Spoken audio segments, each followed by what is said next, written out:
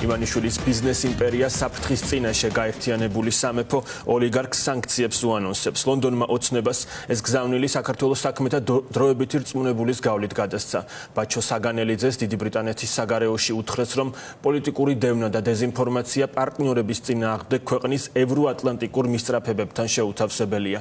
თუ შავსიაში პერსონალურად ივანიშვილი მოხვდება, მაშინ სანქცია შეეხება 95-ზე მეტ კომპანიას, რომლებიც მას გაერთიანებული სამეფოს ოფშორულ ტერიტორიებზე აქვს რეგისტრირებული. სანქციების ახალ ტალღაზე ლონდონის მითითებამ კიდევ უფრო სარწმუნო გახადა ბოლო დღეების მოლოდინი, რომ მალე დიდი ბრიტანეთი მიზანში რეჟიმის მეტ წარმომადგენელს ამოიღებს. როგორია რეაქციები თავად ოლიგარქის გუნდში? სალომე ლაბაძემ მოისმინა შეფასებები, ის აგრძელებს საუბარს ფორმულას პირდაპირ ეთერში. ივანიშვილის წარმომადგენლების რეაქცია დიდი ბრიტანეთის ამ გაფრთხილებაზე, რომელიც შესაძლოა ბოლო გაფრთხილებას კი აღმოჩნდეს მათი მისამართით, მორიგჯერზე მხოლოდ იმას ადასტურებს, რომ ოლიგარქის პარტიას განსაკუთრებულად აღელვებს ლონდონის მოქმედება და ის ნაბიჯები, რომლებიც შესაძლოა ლონდონმა მისი ეგრეთ წოდებული მთავრობის საწინააღმდეგოდ გადადგას. ამის დასტურია სწორედ ამ პარტიის წარმომადგენლების მიერ დღეს გავრცელებული კომენტარებიც, მათ შორის შავა პაპუაშვილის განცხადებაც, რომელიც სწორედ ამ თემაზე სასაუბროდ დღეს ჟურნალისტებთან საგანგებოდ მომზადებული გამოვიდა. აქ გულისხმობთ იმას, რომ პაპუაშვილმა დღეს ოქსფორდის განმარტებითი ლექსიკონი მოიმარჯვა, ამ ლექსიკონიდან სიტყვა ექსტრემიზმის განმარტებაც აგვიკითხა და სწორედ ექსტრემიზმში დაადანაშაულა ბრიტანეთის საელჩო და ბრიტანეთის ელჩი. პაპუაშვილი ისევ ამტკიცებს, რომ ბრიტანეთის ელჩი ერეოდა საქართველოს არჩევნებში და რომ საელჩო შესაბამისი ორგანიზაციების დაფინანსებით ახალისებს ამ ქვეყანაში ექსტრემისტულ მოძრაობებს. ძალიან ხშირად შავა პაპუაშვილმა დღესაც ახსენა ბრიტანეთის ელჩის შესაუბრისას ვენის კონვენციის დარღვევა, რაც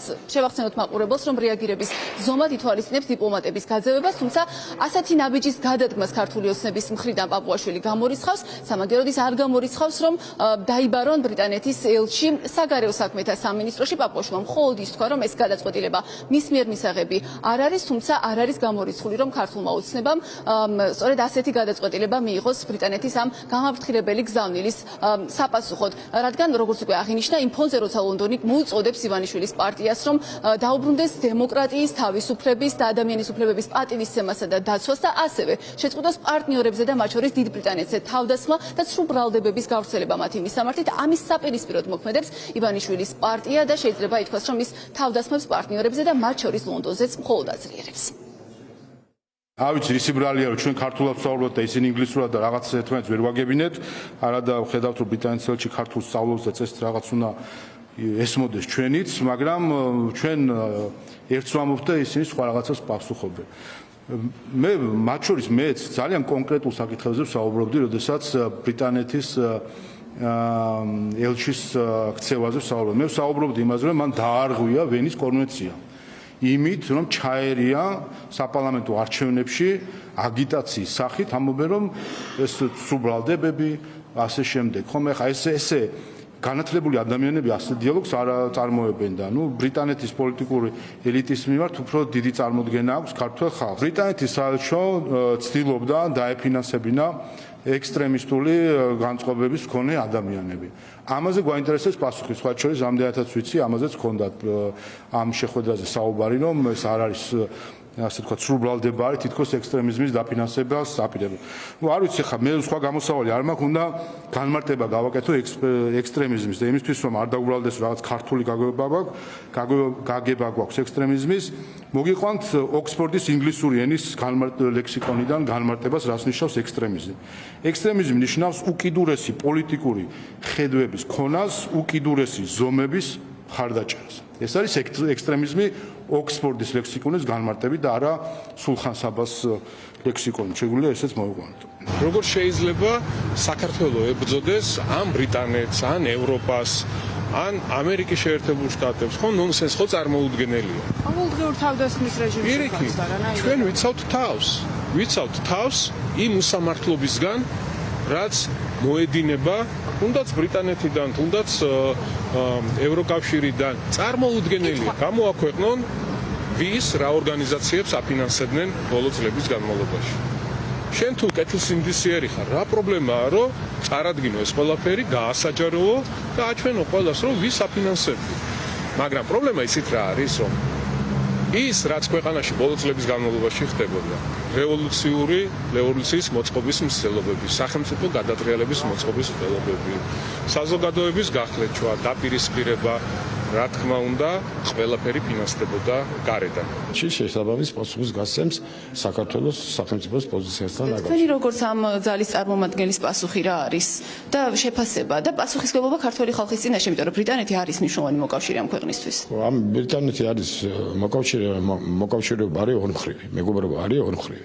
როდესაც უსაფუძვლოდ გდებენ ბრალს, ეს უკვე ცილდება ქცევის ნორმალურ წესებს. ამიტომ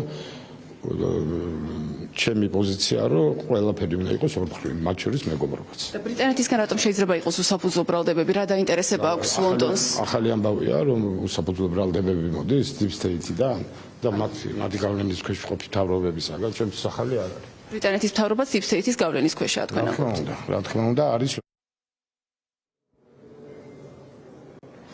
ახლა როცა დიდი ბრიტანეთი კრიტიკიდან მოქმედებაზე გადავიდა და ლონდონში საქართველოს დიპლომატიური მისიის ხელმძღვანელი დაიბარა საგარეო უწყებაში და გამოუცხადა მას პროტესტი ქართული ოცნების პოლიტიკის გამო, ოპოზიციაში არ გამორიცხავენ, რომ კიდევ უფრო მწვავე რეაგირება ვიხილოთ ქართული ოცნების წარმომადგენლების მხრიდანაც. პირველ ეტაპზე კი შესაძლოა გულისხმობდეს ბრიტანეთის ელჩის დაბარებას საგარეო საქმეთა სამინისტროში. ხოლო რაც შეეხება იმას, თუ რატომ რეაგირებს ასეთი სიმწვავით ქართული ოცნება ბრიტანეთიდან წამოსულ კრიტიკაზე, ოპოზიციაში ამბობენ, რომ მიზეზი არის ის, რომ ივანიშვილის ფინანსური ინტერესები მნიშვნელოვნად არის დაკავშირებული ლონდონთან. აქ საუბარი იმაზეა, რომ ოლიგარქის კომპანიების დიდი ნაწილი არის სწორედ რეგისტრირებული ბრიტანულ ოფშორებში და იმის მიუხედავად ამ ქონების რა ნაწილის გადმოტანა მოასწრო მან ლონდონიდან საქართველოში. ნებისმიერ შემთხვევაში თუ ბრიტანეთი ამოქმედებს სანქციებს ივანიშვილის წინააღმდეგ, ეს ოპოზიციის განმარტებით ოლიგარქის ფინანსურ და ბიზნეს ინტერესებს მნიშვნელოვან ზიანს მიაყენებს.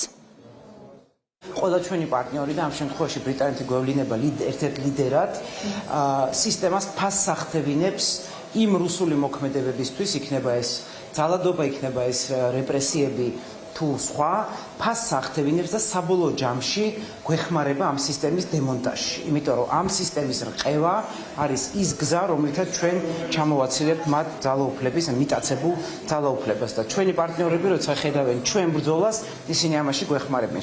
ბრიტანეთი არის საქართველოს დიდი მეგობარი ქვეყანა, მისი ტერიტორიული მთლიანობის, სუვერენიტეტის მხარდამჭერი და ასევე ამ ქვეყანაში დასავლური ღირებულებების, დემოკრატიის, ადამიანის თავისუფლებების, ადამიანის მთავარი ღირებულებების ხაზის დამცველი და გამტარებელი ჩვენთან ერთად, ხო და შესაბამისად მათი ეს წუხილი იმასთან დაკავშირებით, რომ ოცნებას ერთი აქვს დეკლარირებული, რომ თითქოს უნდა ევროსტრუქტურებში ინტეგრაცია არა და საქმით მეორეს აკეთებს, რა თქმა უნდა ეს იწვევს მათ წუხილს და მათ შეშფოთებას.